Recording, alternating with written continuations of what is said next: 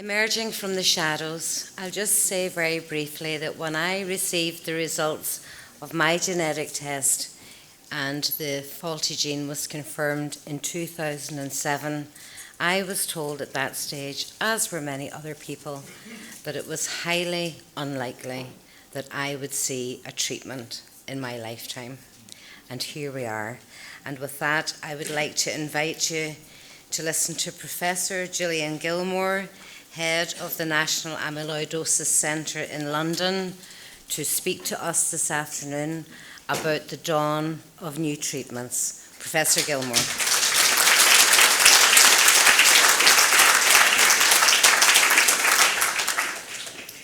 Roslyn, thank you very much indeed. It's a real honour to be here today, to be honest, and it's a real privilege to share this incredible day with you all. You know, it's been phenomenal. So look, I'm going to talk about, hopefully, what is a hopeful subject and what is an optimistic subject. And I think the optimism can honestly only get better. So I'm going to start off with a concept, really, and I want you to try and understand the concept of treatment, which I think is really important and will really explain, if you like, the rate at which patients, many of you, will get better, I hope, and the rate at which many of you have in the past perhaps got worse or are continuing to get worse. So the arrow on the right there, the fat arrow pointing to the right is the rate of amyloid formation, if you like. The arrow above it, pointing to the left, is the rate of amyloid removal in the body. Okay, and without treatment, the rate of amyloid formation always exceeds the rate of amyloid removal. So without treatment, amyloid invariably accumulates. Overall, it accumulates. Nonetheless, a patient who's not on treatment will be getting rid of some amyloid. It's just that they're making it more quickly. They get rid of it very slowly. And as Mary said earlier, all the treatments that we have at the moment, or that have been tested, are designed to reduce the rate of amyloid formation. Okay? And whether we're talking about the disease, the drugs in red that you see there, the patisiran, inotersen, vutrisiran, the gene silencers that you've heard about, or whether we're talking about TTR stabilizers, the aim is the same. The aim is to reduce the rate of amyloid formation, hopefully so that a patient is getting rid of their amyloid more quickly than they're making it. So overall, the total amount of amyloid is diminishing. Okay? Patients, as I said, one really important point is that patients get rid of their amyloid very slowly. And different patients will get rid of their amyloid at different rates. Some patients hardly seem to get rid of amyloid at all. Others get rid of amyloid relatively quickly. And you can imagine that if a patient is getting rid of their amyloid very, very, very slowly, you really have to stop formation completely to get into amyloid formation completely to get into that equilibrium where you're getting rid of it more than you're making it. So it's always in equilibrium, if you like. So the principle of treatment of every type of amyloid is really to reduce the concentration of the protein that makes the amyloid. Okay? And it wasn't that long ago, I started an amyloid about 25 years ago, and I stood up at my first amyloid conference and showed some scans. The images in the middle there are called anterior whole body SAP scans. SAP scanning is a technique that was developed by Philip Hawkins in our center. And I stood up at this meeting. I was a pretty junior researcher. I was pretty petrified, and I stood up and I showed these scans and I started talking about amyloid regression, amyloid going away. This was only 25 years ago. Well, it's quite a long time, but, and people did not believe amyloid could go away. I got absolutely lambasted someone stood up and said, your scans, they're rubbish, they're wrong. People did not believe 25 years ago that amyloid could go away. And what I'm showing you here is a patient in AA amyloidosis at the top there. The protein that makes the amyloid is called serum amyloid A protein. And what we were able to show here is that if you suppress SAA concentration, if you reduce the concentration of the SAA protein in the blood, patients do well, and if you don't suppress it, their amyloid accumulates and they die.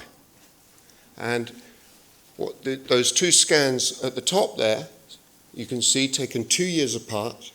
That's a patient with AA amyloidosis. They've got amyloid in the liver and spleen, and you can see 2 years later that there's less black. Simple to see. That's less amyloid in those organs. But you can see two things there. The time between those two scans is 2 years. You know, it's slow to get into that situation. And similarly, you can see that the regression from different organs occurs at different rates. You can see that the black in the liver has gone down more quickly than the black in the spleen. The spleen's on your right, and that's gone less quickly, if you like. And in fact, we didn't believe until very recently that amyloid in the heart could regress, okay? But using pretty sophisticated MRI techniques that Emma alluded to in terms of monitoring disease, Mariana Fontana in our unit has shown pretty recently that amyloid can undoubtedly regress from the heart just like it does from other organs, but it takes time. So it's really just to illustrate, and I know it's a long introduction really, but it's to illustrate that what we want to achieve is to get the rate of clearance above the rate of amyloid formation with any drug that we're giving at the moment. So it wasn't very long ago that we had nothing to reduce the concentration of TTR in the bloodstream. So there was no treatment for this condition, okay?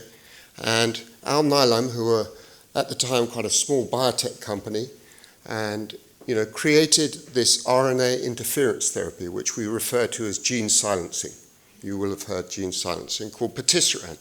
And they tested patisiran initially in a healthy volunteer study, and they were able to show with their RNA silencer, patisiran, that they could suppress TTR levels by about 80% on average, without much toxicity. So that was their phase 1 study.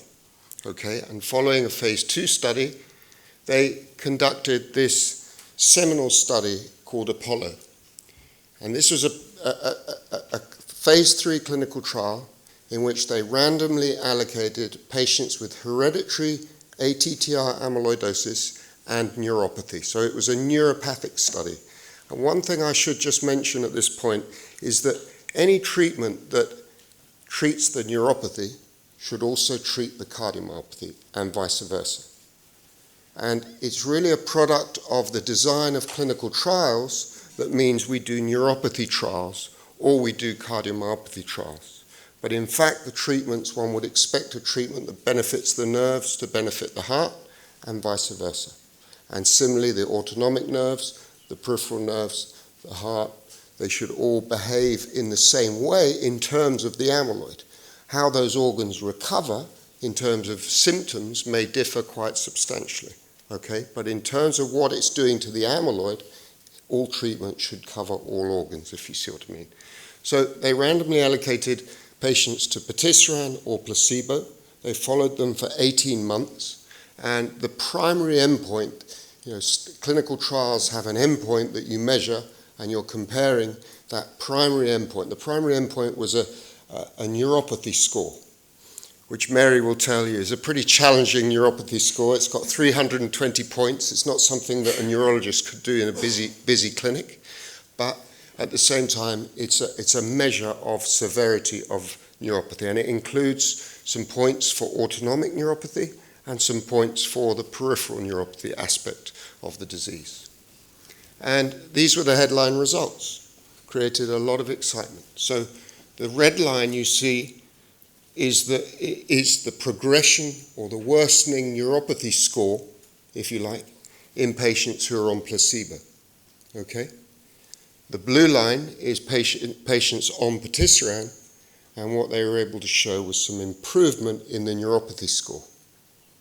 Okay?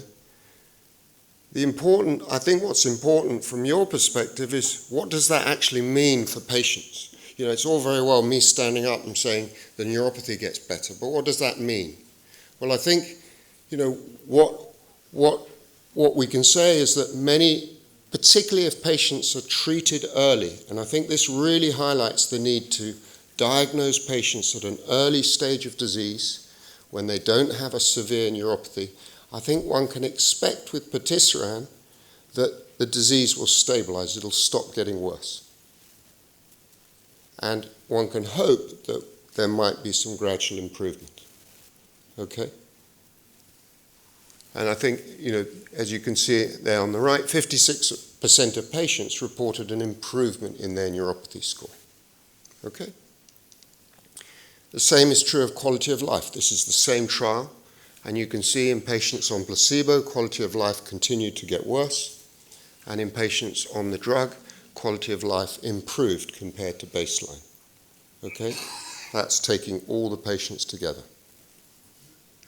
So this was really the first trial to show improvement with a drug in patients with hereditary ATTR, amyloidosis and neuropathy. NT-proBNP, you just heard Emma mention NT-proBNP as what we call a biomarker. It's a blood test that tells us pretty non-specifically how the heart is functioning. Now, many of these patients with neuropathy who went into the trial obviously also had cardiac involvement, and you can see here that the NT-proBNP, if anything, during the course of the trial, reduced a little bit in patients on treatment, but got worse in patients on placebo. So again, a suggestion that the drug was benefiting the heart.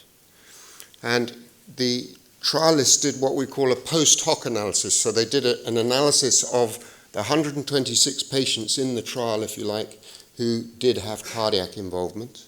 And what they were able to show was that there was a reduction in the composite rate of hospitalizations and deaths in the patients on treatment compared to placebo. So what I'm showing you these last two slides for is to say that the drug is benefiting the nerves. That's what the trial showed. And there is also evidence, as I said earlier, that it's also benefiting the heart. Okay? So we've had quite a bit of experience of using patisiran at the Amyloidosis Centre. It was approved in the UK at the end of 2018, and we've managed to establish quite a number of patients on patisiran since it was improved, some of you here.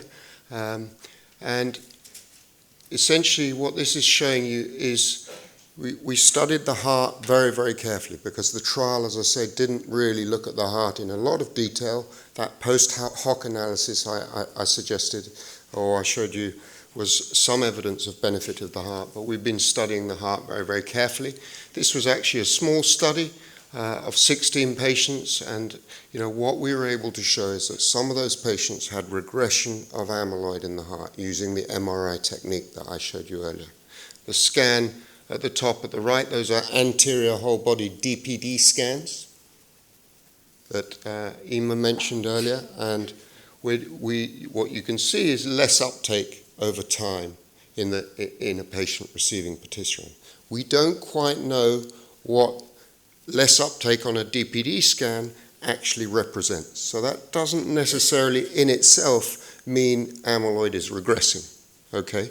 But we've never seen a scan get better in a patient who, or I should say, we've never seen a reduction in cardiac uptake on a scan like that in a patient who's not on treatment.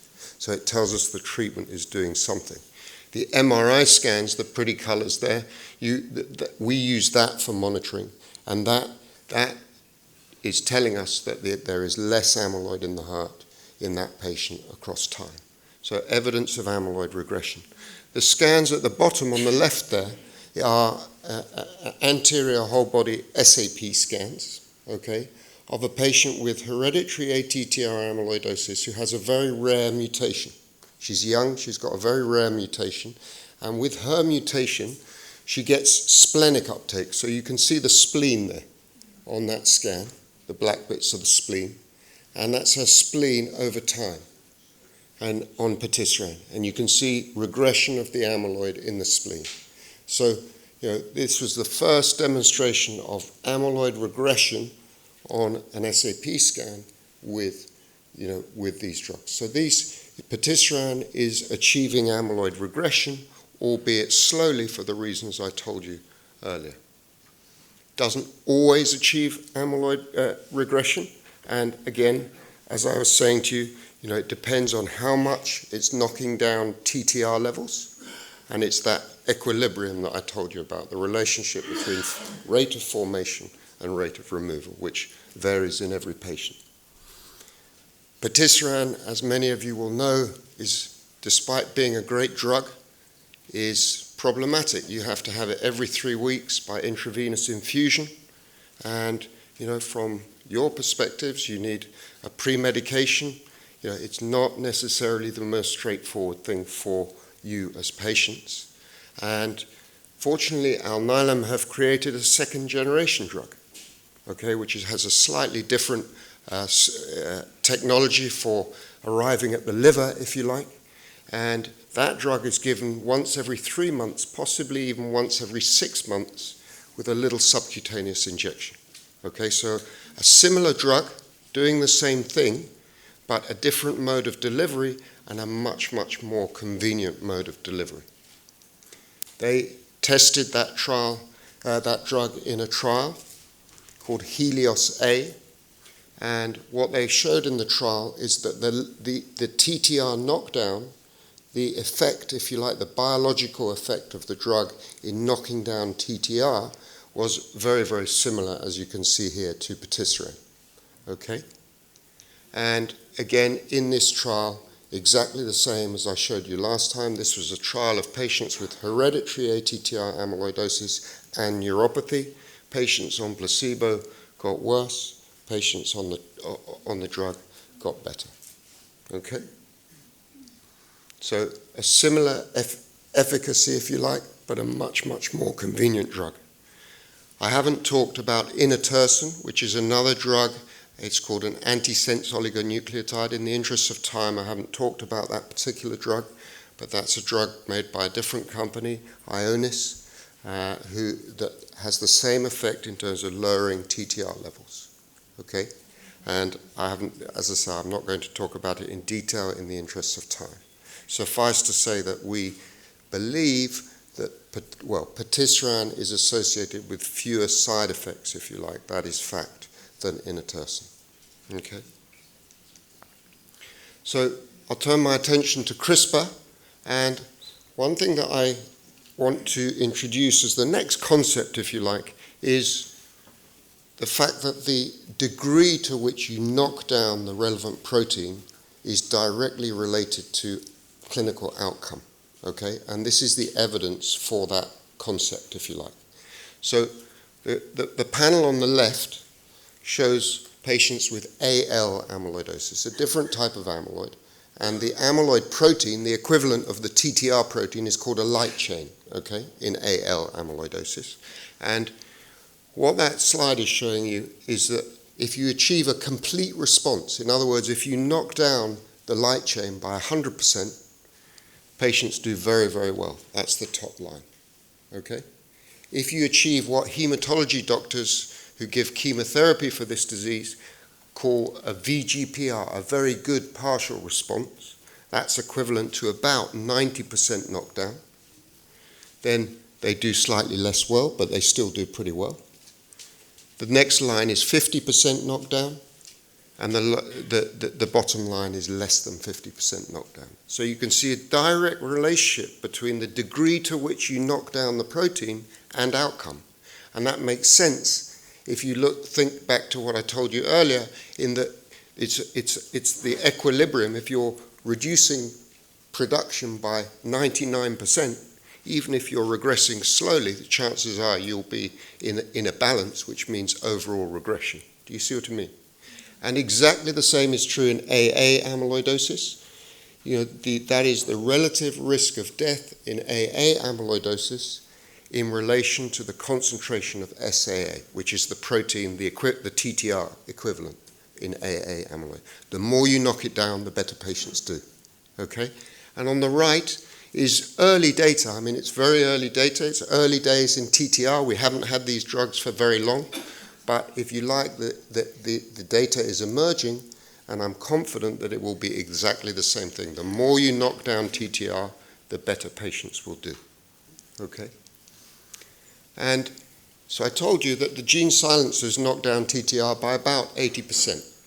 But I don't need to tell you in this audience that, patients on patisiran, patients on these treatments continue to suffer.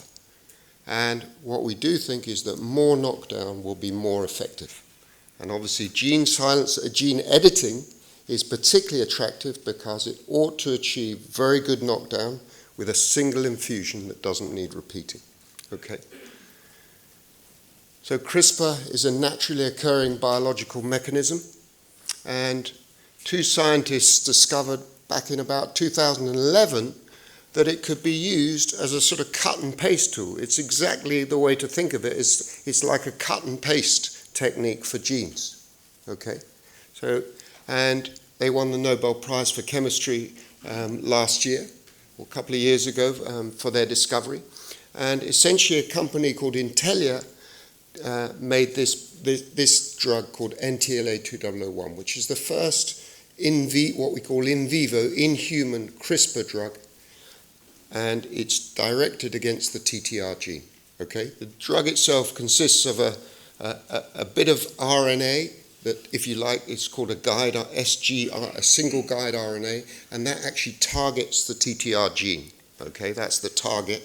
And then it's got this Cas9 mRNA, and that acts as the scissors. So if you like, the top bit makes the target, and the bottom bit chops the gene. Okay? And essentially, you infuse it, it gets taken up by the liver, and then it chops the TTR gene in the liver cells, so that the TTR gene is no longer making any TTR protein.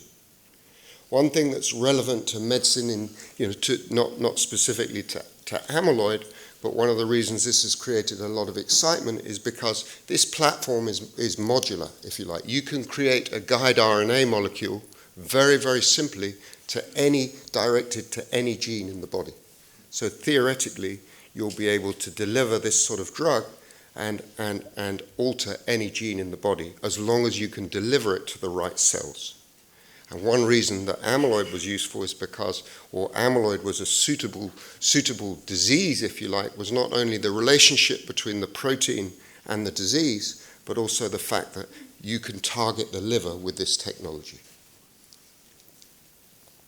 So they performed a non-human primate study before giving the drug to patients. And what they were able to show is that with a reasonable dose of the drug, they achieved more than 95% reduction in TTR levels in the non-human primate. And this was the first in-human study. I know many of you participated in it. And essentially, it was initially designed as a study for hereditary ATTR amyloidosis with neuropathy. Okay? And the design was what we call an ascending dose study. With any first in human type study, you start with a low dose and you build the dose up, because the first in human study is mostly about safety. The beauty of this one is it's not just about safety, it's also about efficacy. Okay? And the aim really, as you can see, was to look at the biological effect of the drug and to monitor and look at whether it was safe.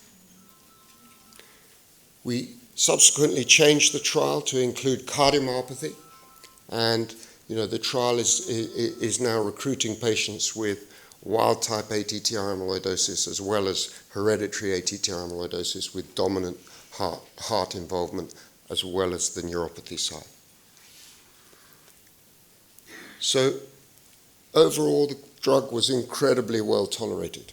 There's one patient who had a grade 3 SAE, and he's sitting in this room, and he knows who he is, and he had the worst side effects of all the patients treated so far, and he had pre-existing very significant gastroparesis. In other words, had a tendency to vomiting related to his amyloid, and following the drug he had very significant vomiting and spent quite some time in hospital.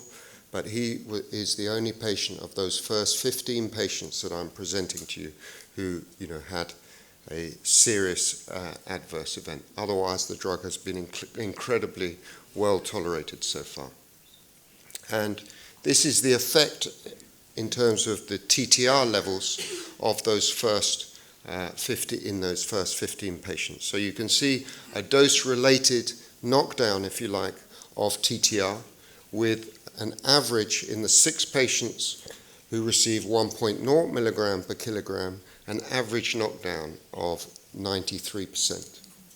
And if we look at those patients who received the 1 milligram per kilogram dose in a bit more detail, you can see that 3 out of the 6 achieved more than 95% reduction in TTR, and all of them achieved more than 85% reduction.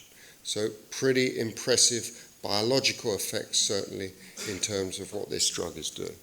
And if we look at whether the effect is lasting, you can see that at their last follow-up, and I have to acknowledge that the follow-up is quite short, at this stage, because the drug, the trial is quite a recent trial, particularly in the higher dose cohort, if you like.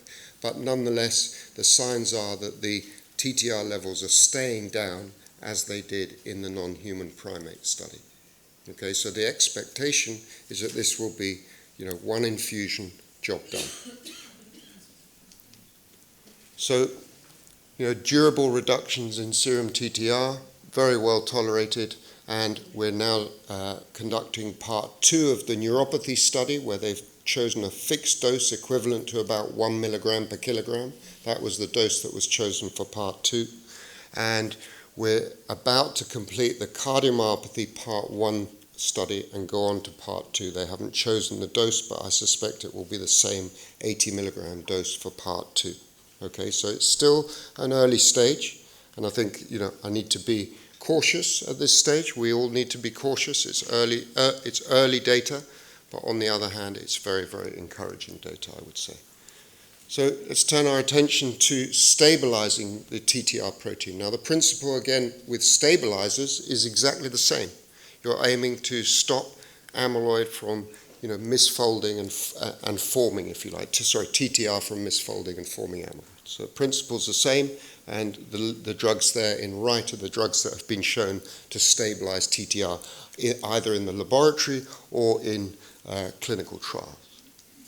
So tafamidis is a small molecule drug that had been known to stabilize TTR for quite some time, and Pfizer conducted this pretty seminal study some years ago. It's known as the ATTR trial. Every cardiologist has heard of it, and it's really what has generated the interest amongst cardiologists in amyloidosis in recent years. And so this was patients with hereditary or wild-type ATTR amyloid cardiomyopathy, predominant heart disease, randomized to 2 doses of tafamidis or a placebo and followed for 30 months. And the primary endpoint, the same, the hard things that people were looking for is the all-cause mortality and the frequency of cardiovascular-related hospitalizations at that endpoint. And this is the headline data from that trial. And suffice to say that the tafamidis, they pooled the doses of tafamidis in the patients on 2 different doses. They pooled those patients together. And I think it's fair to say that what this showed is that tafamidis, on the left there you can see it reduced the mortality and reduced the rate of hospitalizations compared to placebo. And on the right is the 6-minute walk test, so a measure of functional capacity, and at the bottom a measure of quality of life. Okay, and I think what that is telling us is that tafamidis seems to slow the progression. Unfortunately, I think it's probably right to say that it doesn't necessarily stop it. The disease does continue to progress, but it takes longer, and it does so much more slowly. So I don't think tafamidis is the perfect drug, but it's a lot better than what we had before. Tafamidis, we know from our laboratory work, doesn't stabilize TTR completely. Just like patisiran doesn't knock down TTR completely, get rid of it completely, nor does tafamidis stabilize it completely. So some TTR will still be able to make amyloid, if you like, in a patient on tafamidis. And we've been doing some work in our laboratory on what Mark Pepys, who set up the center many, many years ago, calls a super stabilizer, to try and really lock TTR so that it really cannot form amyloid fibrils at all. Again, early work, and we haven't got to the point of testing it in patients yet, but I think we will have better stabilizers. This is a trial that was conducting and that is still going on, using a drug that was known as AG10 or acoramidis. It's now called acoramidis, very, very similar to tafamidis, but again, in the laboratory, it's a better stabilizer than tafamidis. It's a more effective stabilizer in the laboratory. We would expect that to translate into being a more effective drug, but we don't know yet. Okay? So these are all the trials that have been going on recently. So there's the acoramidis trial that I showed you. The design was very, very similar to ATTR. The patisiran, there's a patisiran trial. So they're using patisiran for the heart disease, okay, rather than for the neuropathy. There's a vutrisiran trial. So again, the next generation, Alnylam drug, using that for the heart disease. There's a trial of eplontersen, which is the second generation Ionis drug. Okay, so it's the second generation inotersen, if you like. It's called eplontersen in the heart disease. And lastly, we've got the trial that I showed you the neuropathy data, but we're also testing that in cardiomyopathy. Okay, so a lot of trials going on. And then I'd just like to finish really by, I've told you that essentially at the moment we try and stop amyloid formation. But what we would like to do is to stop amyloid formation, but also accelerate amyloid removal. That's the holy grail, if you like. If we could attack both ends, that would be wonderful. And we showed in our lab some years ago, we have a mouse model of AA amyloidosis, and we showed that by using an antibody, one could remove mouse AA amyloid very, very quickly. And then we conducted a phase 1 trial in patients with different types of amyloid affecting the liver and spleen. This is a whole body anterior SAP scan, or 2 of them, side by side, taken 6 weeks apart. Okay? And there's complete removal of amyloid from the liver in that patient. GSK, we collaborated with GlaxoSmithKline, and they actually bought the drug and took this drug through into a phase 2 study, the aim being to remove amyloid in the heart. Unfortunately, the drug didn't do that, and so they dropped the drug. But the fact is that the proof of principle is there. We know how this drug works. We know that if we can get an antibody into amyloid in the heart, there is a high chance that we will be able to accelerate removal of amyloid from the heart. So I think, that's going to be the future. So look, I'd just like to finish by just highlighting, I hope I've highlighted to you a lot of progress in the last 5-10 years in ATTR amyloidosis. There are obviously a number of expanding treatment possibilities, and I haven't really touched on licensing and approval. It's fantastic. I think that patisiran has been improved, and that's thanks to many of you here and Rosalind and the team, the not-so-secret 7. and I think there will be more and more therapeutic options for patients with this disease. And I think the next 10 years we're likely to see drugs that not only stop production but accelerate removal of TTR amyloid, which is, I think, where we need to go. So thank you very much indeed.